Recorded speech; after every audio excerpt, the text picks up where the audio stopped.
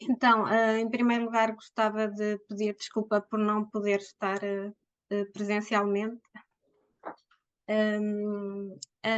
O tema do meu projeto, o título do meu projeto é Marcadores conversacionais utilizados em produções orais e informais de estudantes hispanofalantes de português língua estrangeira, análise e implicações pedagógicas, e está a ser orientado pela professora doutora Isabel Margarida Duarte e co-orientado pelo professor doutor Rogélio Ponce de Leão.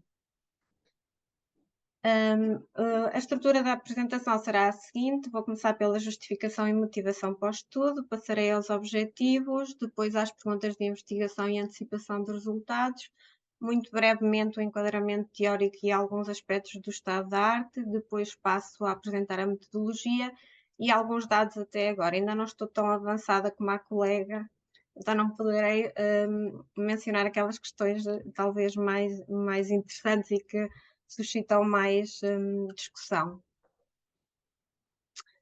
Então, a motivação para o estudo deve-se, para além do interesse pessoal, por ter verificado que há uma ausência de estudos que se centrem nos marcadores conversacionais utilizados por aprendentes hispanofalantes.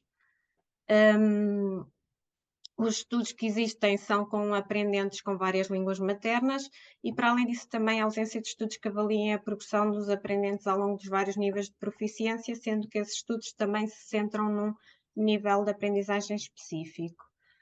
Para além disso, há também uma escassez de estudos referentes à didática dos marcadores discursivos em geral, sendo que a maior parte dos estudos se centra no contraste entre línguas e também nas dificuldades que eles suscitam na tradução. E para além disso, também se verifica que há uma predileção por estudos sobre géneros escritos, especialmente os formais, e não tanto sobre géneros orais e especialmente sobre o género conversa oral informal.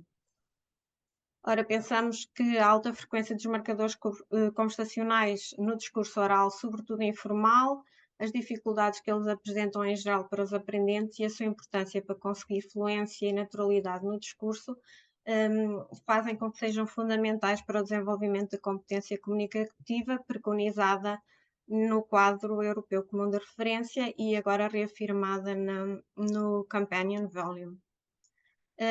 Portanto, pensamos que há uma necessidade de que os marcadores conversacionais sejam ensinados e de que este ensino possa partir de um diagnóstico de utilização real, portanto, das necessidades efetivas que os aprendentes manifestarem, de forma a conseguir um ensino e aprendizagem mais eficazes.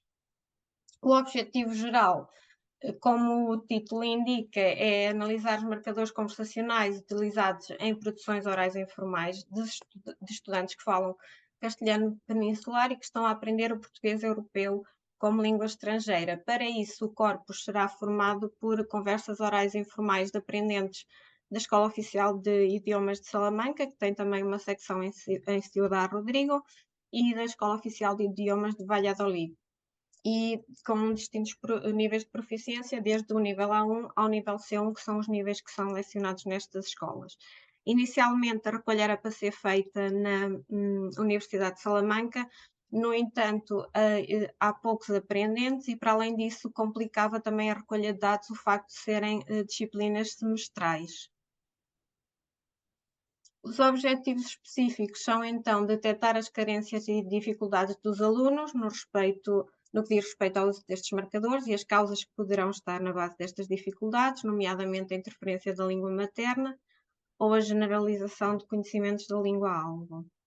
Para além disso, também identificar quais são aqueles que causam menos dificuldades e verificar o que é que poderá estar na base dessa maior facilidade, por exemplo, a transferência da língua materna ou a frequência de uso. Para além disso, pretende-se também avaliar até que ponto é que os marcadores conversacionais são mencionados nos documentos orientadores, nomeadamente no quadro já referido, e nos programas das escolas mencionadas e também nos materiais de apoio e manuais que são utilizados nestas escolas, para verificar se há coincidência entre os que os aprendentes usam e os que se encontram nestes recursos. Para além disso, pretende também retirar conclusões que possam servir de base para o desenvolvimento de aplicações pedagógicas e, por último, propor um ensino mais sistemático da conversa oral e informal, que combinam o ensino explícito e implícito e que assente na pedagogia do oral. Para isso, o estudo orienta-se nas seguintes perguntas de investigação. Em primeiro lugar, se os aprendentes usam marcadores conversacionais nas suas produções orais informais. Depois, verificar quais são usados, em que nível de proficiência e com que funções. Verificar se o uso que os aprendentes fazem coincide com o uso que fazem os falantes nativos. Verificar qual é o papel atribuído aos marcadores conversacionais nos documentos orientadores, nos programas, nos manuais. A revisão da literatura até agora efetuada permite já avançar alguns resultados, nomeadamente que é provável que se verifique um uso limitado de uso destes marcadores conversacionais, agravado pelo facto de os aprendentes não estarem em contexto de imersão. Os estudos indicam que os aprendentes dominarão, em primeiro lugar, os marcadores conversacionais cuja forma e função sejam semelhantes na língua materna e na língua-alvo, e uma vez que, quando existe o ensino dos marcadores conversacionais, se reserva para os níveis de proficiência mais avançados, é provável também que se verifique um maior uso nesses níveis. Verifica-se nos estudos que muitas vezes o uso que os aprendentes fazem não coincide com o dos falantes nativos. Nos documentos orientadores há pouca atenção dada aos marcadores. No quadro não há qualquer referência nem a marcador discursivo nem a marcador conversacional, e no Companion Volume surge uma vez Discourse Markers, mas de forma muito breve. Os programas, nenhum dos estudos consultados tinha esta análise. Eu inicialmente tinha pensado que, uma vez que os documentos orientadores têm um impacto forte no desenvolvimento destes programas, também não iria encontrar nos programas referência. Verifiquei, no entanto, ao consultar os programas, que sim, que são mencionados e que até têm um papel importante. A nível dos manuais e do que pude verificar até agora, não há grande atenção dada. Seguindo com as perguntas de investigação, pretende-se também verificar se, então, existe essa correlação entre a presença dos marcadores conversacionais nestes recursos mencionados e o uso que os aprendentes fazem. Se verifica transferência positiva e ou interferência da língua materna e outras línguas estrangeiras conhecidas pelos aprendentes. E, por último, que outras causas ou causa só pode estar na base dos desvios encontrados. Os estudos indicam que, portanto, relacionam quase todos a fraca presença dos marcadores nos manuais e nas gramáticas com o pouco uso que os aprendentes fazem deles. Encontra-se uma alta frequência de transferência da língua materna, mas também de interferência. Não há indicação nos estudos de transferência ou interferência de outras línguas estrangeiras. Em estudos que já tenho efetuado com aprendentes hispanofalantes, especificamente aqui em Salamanca, encontrei alguma interferência de outras línguas estrangeiras tipologicamente próximas, nomeadamente do italiano. Não sei se vou encontrar o mesmo agora. Não há qualquer indicação de outra causa para os desvios. Pensamos, no entanto, que pode haver casos de sobregeneralização de conhecimentos, por exemplo, de marcadores conversacionais com alta frequência. O trabalho não se filia a nenhuma teoria concreta. O enquadramento teórico girará em torno de 3 eixos fundamentais, nomeadamente a competência pragmática e a sua importância no ensino da língua estrangeira. Depois a questão, naturalmente, dos marcadores discursivos, definição, caracterização, com especial atenção para os marcadores conversacionais e, portanto, também atenção aos estudos já efetuados no que diz respeito ao ensino dos marcadores conversacionais, tanto em língua estrangeira como em português como língua estrangeira. E, por último, também a conversa oral informal e o seu ensino nas aulas de língua estrangeira.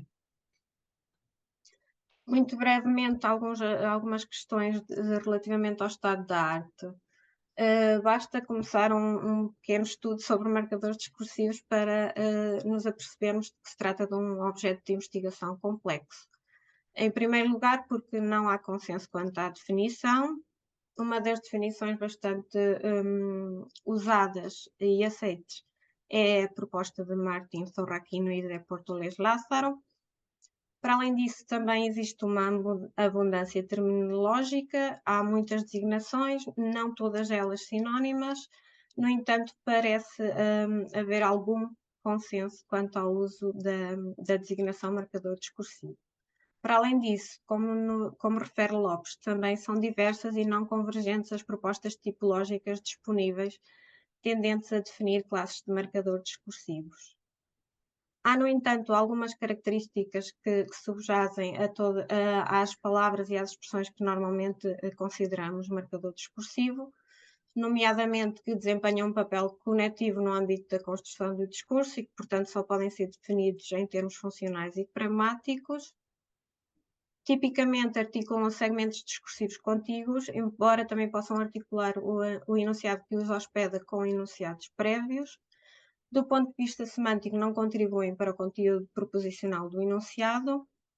Quanto à distribuição, surgem prototipicamente no início do enunciado, mas manifestam alguma mobilidade. São invariáveis. Quando compostos por mais de um item lexical, funcionam como sintagmas fixos, não admitindo nem flexão nem intercalação de outro elemento.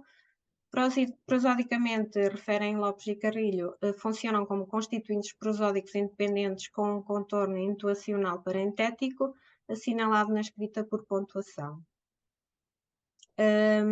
Também são polifuncionais e, em especial relativamente aos marcadores conversacionais, referem Martim Zorraquino e Portolés Lázaro, que ressalta também a sua autonomia. Relativamente aos marcadores conversacionais, mais especificamente, estes são característicos, embora não exclusivamente, da oralidade informal não planeada e espontânea. Englobam recursos linguísticos que atuam na gestão da atividade discursiva interacional e podem, nomeadamente, operar na gestão do sistema de turnos de fala, para iniciar, finalizar ou ceder o turno, e contribuem para a gestão harmoniosa das relações interpessoais. Destacam também características como a sua polifuncionalidade, a versatilidade combinatória e posicional e a dependência do contexto extra-oracional e uma relação estreita com a linguagem não verbal. Quanto ao seu ensino, para além da escassez de investigações já mencionada, verificam os estudos que são de elementos de difícil aquisição. Em primeiro lugar, também devido à já mencionada falta de consenso quanto à definição, tipologia ou designação, o que faz com que existam inúmeras perspectivas teóricas, o que dificulta a homogeneidade que ia permitir um ensino mais sistemático. Para além disso, também as suas características dificultam a questão de ser de significado procedimental, a polifuncionalidade, a mobilidade oracional, tudo isso dificulta o ensino. Para além disso, a questão de haver pouca atenção nos manuais e materiais de apoio, e para além disso, denuncia Silva no seu estudo um desfazamento entre os marcadores discursivos que surgem nos manuais e os que são utilizados por falantes nativos, o que leva a que os diálogos que são apresentados nos manuais sejam artificiais e não forneçam o input desejado aos aprendentes. Para além disso, também os professores têm um papel importante, muitos deles acreditam que devem-se adquirir de forma natural e, portanto, que não é preciso ensiná-los. Esta escassez de materiais leva também a que alguns professores não tenham o tempo suficiente para criar os seus próprios materiais e, por outro lado, quando os professores não são nativos, também sentem alguma insegurança. O resultado é que são pouco ou nada utilizados pelos aprendentes. Quando surgem, aparecem, no entanto, desde os níveis iniciais, embora se usem erroneamente ou coincidam apenas com os usos da língua materna dos aprendentes. A transferência positiva é constatada frequentemente e é considerada como um dos fatores que podem, em conjunto com contexto de imersão, favorecer a aquisição dos marcadores discursivos, especialmente nos casos onde existe uma proximidade tipológica entre a língua materna e a língua-alvo. A interferência é, contudo, também frequente, sobretudo nos casos em que estes marcadores não coincidem na forma, uso e função entre as duas línguas. o que faz com que então seja necessário operar uma mudança nas práticas pedagógicas, de forma a incluir os marcadores conversacionais de forma sistemática e planificada nas aulas de português como língua estrangeira, desde os níveis iniciais. Quanto aos estudos que têm uma parte prática, sugerem que se deve utilizar atividades de sensibilização para desenvolver a consciência linguística dos aprendentes, que o ensino deve ser explícito, embora alertem para o facto de as explicações não deverem ser excessivamente técnicas, para a necessidade de recorrer a um material autêntico, o que vai gerar maior motivação e, portanto, um melhor desempenho, e que se usem também atividades contextualizadas, nomeadamente aproveitando a relação existente entre marcadores discursivos e géneros discursivos. O que leva então ao género conversa oral informal, que é um dos géneros onde os marcadores conversacionais surgem com frequência. Considera o português que este género é uma das formas de interação verbal mais habitual e que, portanto, desempenha um papel essencial ao nível do estabelecimento e desenvolvimento de relações sociais. Trata-se de uma atividade que ocorre cara a cara, de forma imediata e que é, pela sua sequência dialogal, composta por turnos que se vão alternando de forma não predeterminada. É dinâmica, que está em permanente construção e alteração, e cooperativa, uma vez que depende da intenção e colaboração comunicativa dos intervenientes. Portanto, a ausência de uma estrutura pré-definida que se possa ensinar e a forte dependência do contexto e das intervenções dos colaboradores faz com que seja um género de complexidade elevada para os aprendentes. E, efetivamente, os estudos em português como língua estrangeira denunciam a dificuldade dos aprendentes na compreensão e interação orais, sobretudo em situações reais de comunicação, nomeadamente espontâneas e informais. Para além disso, refere também Sierra Terrada que, uma vez que se presta pouca atenção na aula às destrezas orais, o que se verifica depois nos aprendentes é um desequilíbrio entre as destrezas escritas e as competências gramaticais e as destrezas orais e competências conversacionais e interacionais. Torna-se, portanto, também necessário um trabalho mais rigoroso e sistemático e o contacto e manipulação do género conversa oral informal a partir de materiais autênticos, desde os níveis iniciais.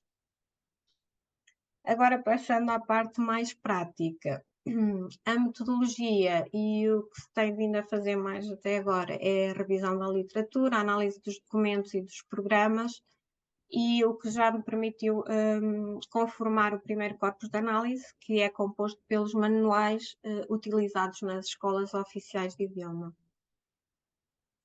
Agora, em maio, vou fornecer o questionário sociolinguístico. Inicialmente tinha previsto fazê-lo no início do ano, no entanto, conhecendo um pouco o contexto das escolas oficiais de idiomas, verifica-se que ao longo do ano alguns alunos vão desistindo, então preferi aplicar o questionário só agora mais perto da recolha de dados também. Esta recolha de dados vai consistir numa gravação áudio de conversas orais informais produzidas por aprendentes, grupos de 2 ou 3, dependendo do número de alunos de cada grupo. Far-se-á agora a meados de maio, porque depois em início de junho os alunos têm exame, mas em maio já têm um nível de aprendizagem forte. Inicialmente tinha previsto também fazer a gravação áudio de conversas orais informais entre falantes nativos este ano letivo, no entanto, a professora Fátima Oliveira, que está aí presente, penso, fez uma observação que me pareceu muito relevante na apresentação do projeto e preferi reservar agora essa gravação para o próximo ano letivo após ter analisado o questionário sociolinguístico de modo a procurar um corpus que seja o mais próximo possível da idade dos aprendentes, das habilitações literárias e assim. Em princípio, as conversas vão ser gravadas com telemóvel. Uma das escolas ofereceu outro material para gravar, mas uma vez que a outra escola penso que não tem esse material disponível, é preferível fazer as gravações nas duas escolas com o mesmo sistema. e depois as conversas serão transcritas com base no sistema de transcrição utilizado pelo grupo Valesco. Far-se-á posteriormente a análise dos dados e a interligação entre os dados e, por fim, a redação da tese. Então, até agora, como tinha referido previamente, os marcadores conversacionais surgem nos programas, tanto da Escola Oficial de Idiomas de Salamanca, que foi a que já analisei melhor, como na de Valladolid. No nível A1 e A2 surge especificamente a referência a marcadores conversacionais. Parece-me que tem uma concepção de marcador conversacional bastante lata. No nível B1 e B2.1, porque nas escolas oficiais de idiomas, pelo menos aqui em Castilha e León, o nível B2 costuma dividir-se em B2.1 e B2.2, já surge só a referência a marcadores, para depois, no nível B2.2 e C1, voltarem a referir em concreto marcadores conversacionais. Os manuais utilizados pelas escolas são os primeiros 9 que vêm aí. Vão ser analisados tanto o manual como o caderno de exercícios, como o livro do professor. Para além disso, estou a tentar também encontrar mais materiais de apoio que se destinem especificamente ao desenvolvimento da interação, ou pelo menos mais virados para a oralidade, e por enquanto ainda só consegui o falar pelos cotovelos, que está destinado ao nível B1 e B2 e que, como indicam no livro, pretende desenvolver competências de compreensão e produção oral. O questionário sociolinguístico, que já está elaborado, está dividido em 4 partes.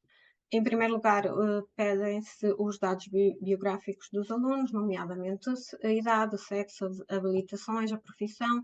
Depois, a secção 2 pretende-se recolher dados linguísticos, nomeadamente línguas maternas, outras línguas estrangeiras que conheçam. Uma terceira parte também sobre dados linguísticos, mas mais relacionada já com o português, o nível de frequência de proficiência que frequentam, se já visitaram Portugal, quanto tempo estiveram, a motivação para o estudo e, por fim, uma parte mais dedicada às percepções dos alunos quanto às aulas. Se acham que é dada importância e peso à expressão e à interação oral, se consideram que os manuais utilizados são pertinentes, quando já visitaram Portugal, se sentem alguma diferença entre a língua utilizada nos manuais e a língua que ouviram. E, portanto, a parte agora da recolha de dados que farei em maio, até agora tenho estes dados, são, portanto, 4 grupos de nível A1, 4 de A2, 3 de B1, 3 de B2.1 e 3 de B2.2, e depois, à medida que o nível vai avançando, vão ficando com menos aprendentes e só há 2 grupos de C1. E por enquanto é tudo o que tenho. Deixo-vos as referências bibliográficas e estou à disposição, e agradeço imenso porque já foi na altura da apresentação do projeto muito profícuo todas as observações e todas observações e conselhos são bem-vindos.